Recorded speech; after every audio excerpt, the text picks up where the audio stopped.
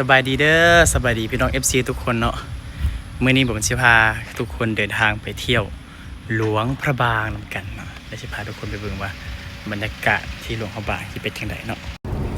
สำหรับการเดินทางของเฮานั้นผมจะเดินทางด้วยรถไฟเนาะแล้วผมจะเอารถของผมไปจอดไว้สถานีรถไฟฝากไว้ประมาณ3 มื้อ 3 คืนเนาะทุกคนนี่ไปกับหนูมะลิไปโรงพยาบาลน้องพ่อป่ะ เดี๋ยวเอามารีบไปฝากไว้ที่ห้านกับเจ้าก่อนเนาะเพราะว่ามันมีคนดูแลเนาะถ้าเอาไว้บ้านมารีบบ่ได้ไปนำอยู่ห้านมันท่าพอเด้อผมบอก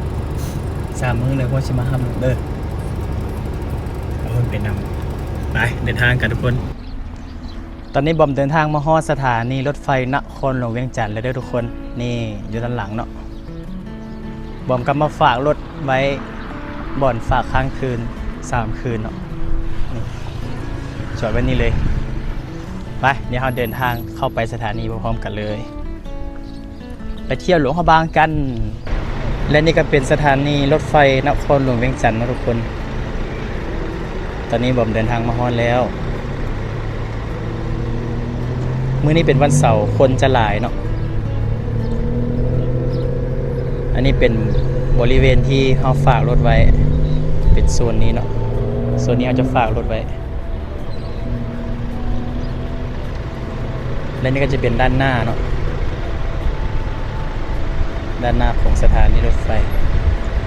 ตอนนี้บอมอยู่ด้านหน้าของสถานีรถไฟเนาะเดี๋ยวเราจะเข้าไปเบิ่งบรรยากาศด้านในพร้อมๆกันเลยเนาะรู้สึกว่าตอนนี้ร้อนละด้านนอกจะแดดแห้งว่ามื้อนี้อากาศร้อน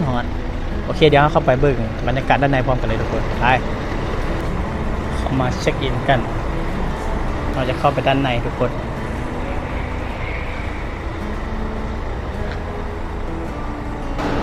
นี่เป็นด้านในของสถานีรถไฟนครหลวงเวียงจันทร์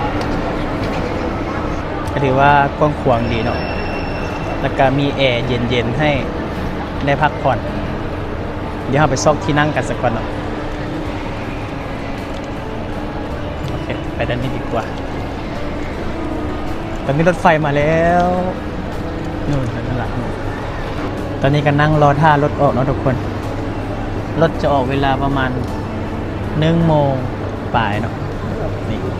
บริเวณด้านนั้นก็จะมีป้ายบอกว่ารถออกเวลาจักโมงแล้วเราก็จะไปต่อแถวเรียนคิวเพื่อกวดปี้ขึ้นรถอีกครั้งหนึ่งนี่อากาศเย็นดีเนาะด้านในบริเวณด้านในก็จะมีนักท่องเที่ยวจากหลากหลายมุมโลกกันเลยเนาะที่มาท่องเที่ยวประเทศลาวแล้วก็ใช้เส้นทางเส้นนี้ในการเดินทางตอนนี้ก็ถือว่าต่อแถวกันแล้วนะทุกคนเนาะ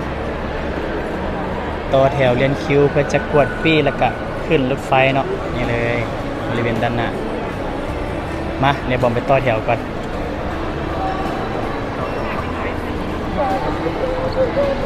นี่มีหลายแถวกันเลยเนาะและนี่ก็คือจุดกวดปี้เช็คอินนั่นเองมีผู้คนหลายออกมากันจะเห็นมันจะบอกทางตู้รถเนาะอันนี้เลข1 หาเลข8อันนี้ส่วน9 หา16เป็นอย่างนี้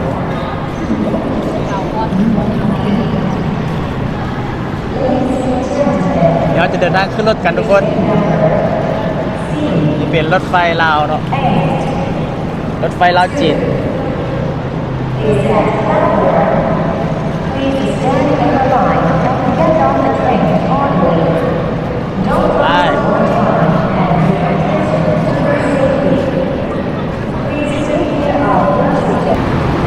ตอนนี้ฮอตตู้12แล้วเข้าไปด้านในพร้อมๆกันเลย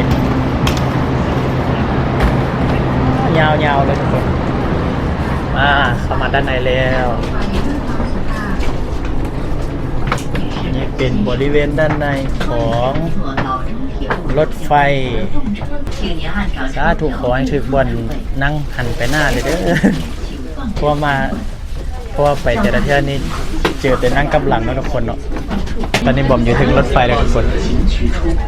บรรยากาศด้านถึงรถไฟเนาะมื้อนี้โชคดี ได้นั่งหันไปทางหน้าเนาะเพราะมันจะมีสองส่วนส่วนหนึ่งจะเป็นหันไปทางหน้าและส่วนหนึ่งจะนั่งกับหลังผมเคยขี่รถไฟประมาณ3เทื่อเนี่ยเทื่อนี้เป็นครั้งที่3เนาะ2 ครั้งพมิตรแม่นนั่งกับหลังมาเลย แต่มื้อนี้โชคดีเนาะได้นั่งไปทางหน้าบรรดาทางนี้และทางซ้ายเดินทางแล้วเด้อทุกคนเด้อพอกันที่หลวงพระบางเนาะ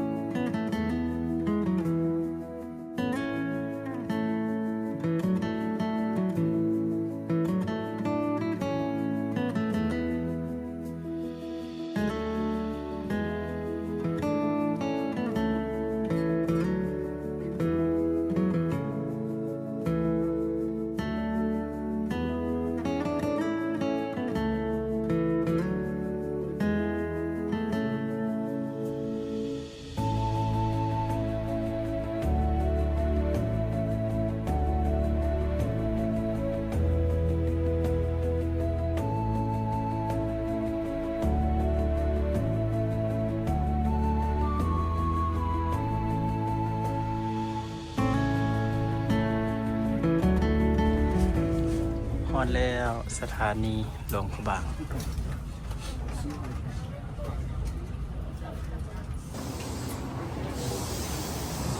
ฮอดแล้วหลวงพระบางทุกคนฮอดสถานีหลวงพระบางแล้ว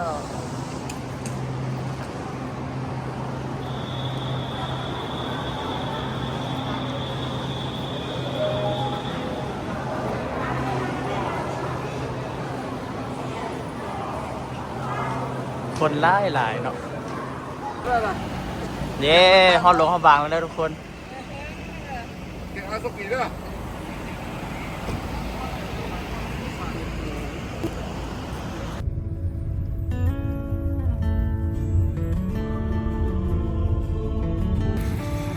ซื้อปลากินมื้อแรงเนาะตอนนี้เราก็เดินทางมาฮอดที่พักกันแล้วนะทุกคนนั่นก็คือเฮือนพักพระผลไซนั่นเองเนาะผู้ใดที่มาเที่ยวหลวงพระบางก็สามารถติดต่อสอบถามได้เด้อมาพักมาเศร้าได้เนาะเฮือนพักพระผลไซจะมี2สาขาเนาะสาขานี้จะอยู่บ้านนาเวียงคำเนาะอยู่ในตัวเมืองเลขสาขาหนึ่งจะอยู่บ้านเวียงใหม่นะทุกคนสามารถติดต่อสอบถามได้เด้อผู้ใดที่มาเที่ยวหลวงพระบางบ่มีบอนพักหรือว่าหาบอนพักบ่ได้กะมาพักมาเศร้าได้เนาะเฮือนพักพระผลไซ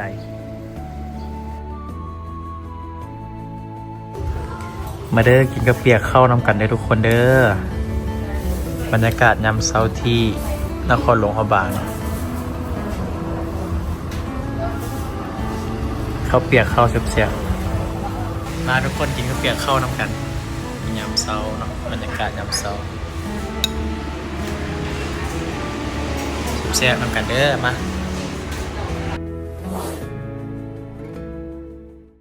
มื้อนี้เราบอมสิพาทุกคนไปท่องเที่ยว 2-3 บ่อนด้วยกันเนาะไปกันเลยนี่ทุกคนตอนนี้บอมอยู่ที่ใจกลางของเมืองหลวงพระบางเนาะและนี่ก็เป็นทางเข้าของหอพิพิธภัณฑ์แห่งชาติเดินทางกันต่อทุกคนฮอดแล้วฮานมะพร้าวโอบามานี่สำหรับฝั่งนั้นก็จะเป็นฝั่งเซียงแมนเนาะเขาก็จะเห็นสายภู